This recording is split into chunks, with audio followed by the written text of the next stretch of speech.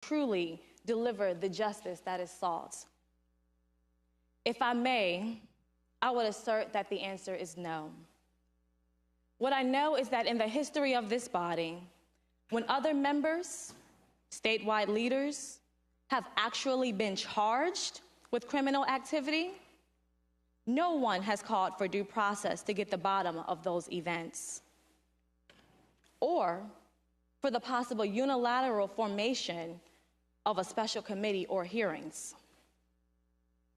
What I know is that the seriousness of the allegations that have been made public in this case should not be turned into a political game, because the individuals who are brave enough to come forward deserve better. There are women in this very body who have experienced sexual assault, and they know better than anyone the pain, the hurt, and can still recall what they've endured. And they know what justice looks like and the justice that should be deserved. Mr. Speaker, as it pertains to justice, what happens after these hearings? We can offer no conviction. We can offer no real action.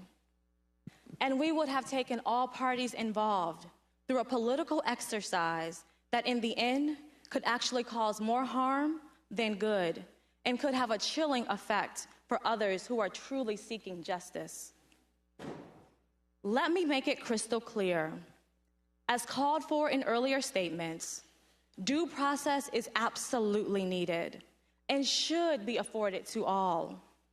The justice and the due process that we seek should be by a law enforcement entity, not by individuals who will be on the ballot in November.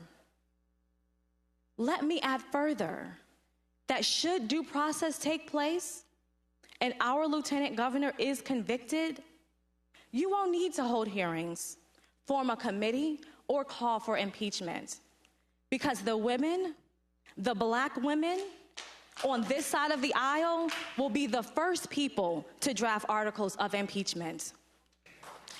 Mr. Speaker, as you have said so many times before, this legislature is the oldest lawmaking body in the New World.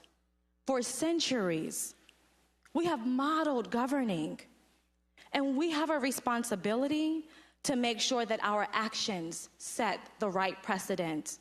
And this is not the precedent we should be setting. Thank you, Mr. Speaker.